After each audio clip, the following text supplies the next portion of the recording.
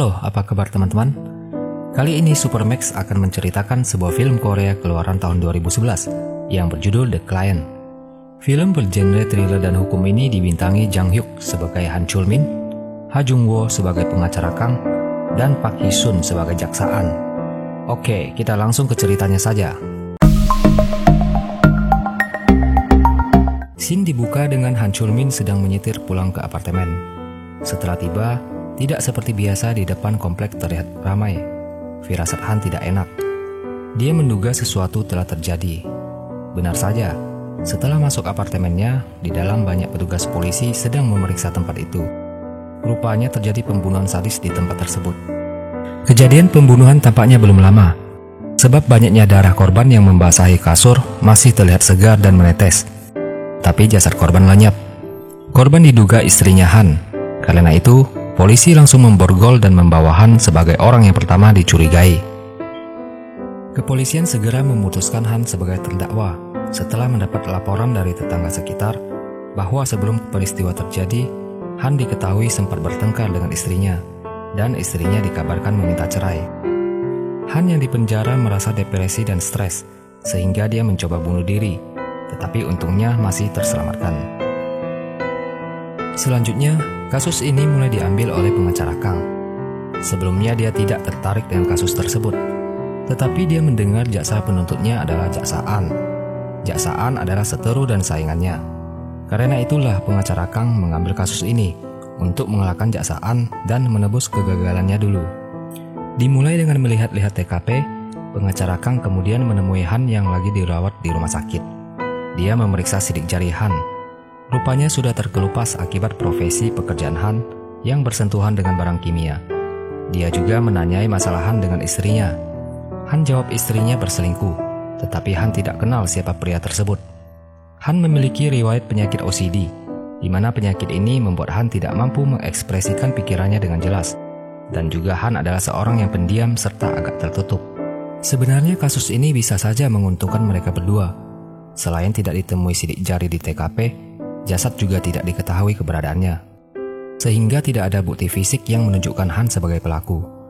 Tetapi pengacara Kang dipusingkan oleh satu-satunya bukti rekaman CCTV apartemen yang sudah diambil ke kepolisian, sehingga dia tidak tahu apa isi rekaman video itu. Sementara di pihak lawan, jaksaan menangani kasus ini karena mempunyai hasrat terpendam untuk menangkap Han Chul-min. Rupanya Han juga diduga sebagai tersangka utama kasus pembunuhan barat laut beberapa tahun silam, tapi Han lolos karena tidak terbukti sebagai pembunuh. Kali ini jaksaan bertekad keras membuktikan dosa Han lewat kasus ini. Secara sembunyi-sembunyi, jaksaan memeriksa video rekaman CCTV yang dicari-cari pengacara Kang. Ternyata isi video tersebut tidak menampakkan Han berada di situ, melainkan seorang pria yang gerak-geriknya mencurigakan. Jaksaan pun sedikit pusing karena sasaran utamanya adalah Han. Dia pun berniat menghapus isi video tersebut secara diam-diam. Pertarungan pertama pengacara Kang dan jaksaan dimulai di sidang pertama, yang hanya menghadirkan hakim dan para dewan juri. Mereka membahas ulang kejadian pembunuhan dan berdebat keras. Jaksaan terus menyerang terdakwa Han. Sebaliknya pengacara Kang berusaha membela kliennya. Seusai sidang itu, pengacara Kang kedatangan paket amplop misterius di kediamannya. Dia membuka amplop itu, dan isinya adalah foto-foto korban pembunuhan barat laut, beserta informasi terduga pelaku, yaitu kliennya Han Chul-min. Kemungkinan itu adalah kiriman dari pihak jaksaan untuk melemahkan mental sang pengacara. Pengacara Kang yang tidak tahu soal masa lalu Han, kemudian menanyai secara langsung dengan kliennya itu. Han menjawab dirinya waktu itu adalah korban salah tangkap, dan bertanya kenapa pengacara tidak mempercayainya. Sidang kedua dilanjutkan. Di sidang ini menghadirkan ibunya Sujunga, nama si korban. Si ibu bersaksi bahwa anaknya pernah cemas dan melapor padanya pernah diancam dibunuh suaminya. Pengacara Kang lalu bertanya, kenapa tidak berbuat apa-apa dan tetap membiarkan anaknya kembali ke suami kalau merasa nyawa anaknya terancam. Tetapi si ibu membantah dan bilang sudah menyuruh anaknya berpisah saja dan mengajak sang anak pergi berdoa. Fakta pun terungkap. Rupanya si korban sudah 2 bulan mentalnya tidak stabil. Hal itu membuat pengacara Kang menyerangnya. Kenapa tidak membawa sang anak berobat ke rumah sakit, alih-alih pergi berdoa selama itu? Sampai akhirnya dihentikan oleh jaksaan yang keberatan. dan menuduh pengacara Kang mencoba mengusik kehidupan religius seseorang. Sementara itu, asisten pengacara Kang berhasil mendapatkan kopian rekaman CCTV yang mereka cari-cari. Si asisten mendapatkan video kopian itu dengan cara meniup seorang polisi yang kebetulan sedang memerlukan dana. Setelah diputar, video itu hanya menampilkan beberapa ekor panda. Ternyata bukanlah video yang mereka inginkan. Beberapa saat kemudian, datanglah sejumlah polisi meringkus asisten tersebut. Rupanya mereka sudah terkena jebakan. Jaksaan yang mengetahui mereka mengincar video itu sudah terlebih dahulu menghilangkannya. Si jaksa dan si pengacara lalu berdebat di kantor hakim. Jaksaan menuduh pengacara Kang mencuri barang bukti dan menyuap polisi. Sedang pengacara Kang menyerang jaksaan menghilangkan video tersebut karena tak ada bukti Han sebagai pelaku pembunuhan di situ. Sang hakim lalu menghentikan mereka berdua dan berkata video CCTV itu tak dapat digunakan lagi karena sudah terkontaminasi. Kemudian sidang yang ketiga dimulai. Kali ini jaksaan menghadirkan saksi seorang pria yang mengaku kenal dengan korban. Ternyata pria itu adalah mantan detektif yang gagal menangkap Han untuk kasus yang lalu. Dia mendekati korban dan memberitahu bahwa suaminya adalah tersangka pembunuh. Korban yang merasa pernah diancam sang suami akhirnya setuju diajak bekerja sama dengan pria tersebut untuk mengintai gerak-gerik Han. Hingga suatu saat, si pria kehilangan jejak Han ketika ia diam-diam mengikuti Han yang berbisnis di luar kota. Dia pun segera kembali ke apartemen untuk menemui istri Han. Jadi, pria yang berada dalam rekaman CCTV yang dihapus jaksaan adalah mantan detektif ini. Sesampai di sana, dia mengaku peristiwa pembunuhan sudah terjadi dan dia pun langsung menghubungi polisi. Setelah mendengar penjelasan pria itu, pengacara Kang lalu bertanya padanya, apakah motifnya datang sebagai saksi karena kegagalan menangkap Han di masa lalu. Si pria menjawab bahwa dia sangat yakin Han pelakunya. Kemudian pengacara Kang bertanya lagi, siapa jaksa yang menangani kasus waktu itu? Dia pun menjawab jaksaan. Lalu semua orang memandangi jaksaan. Selanjutnya, untuk membuktikan alibi Han, seorang informan pengacara Kang berhasil menemukan seorang saksi yang secara tak sengaja terkait dengan peristiwa ini. Sebenarnya saksi yang cukup berumur ini tidak ingin terlibat, tetapi si informan sukses membujuknya. Pak tua itu pun masuk ke sidang dan bersaksi bahwa pada malam itu anaknya mendapat kecelakaan ringan oleh sebuah mobil. Pak tua bergegas mendatangi mobil itu, tetapi mobil itu segera kabur dan Pak tua sempat mengingat nomor plat KB-nya. Nomor plat KB tersebut tercatat milik Han. Kesaksian Pak tua menguatkan alibi Han, sehingga Han terbukti tidak berada di TKP pada saat kejadian pembunuhan.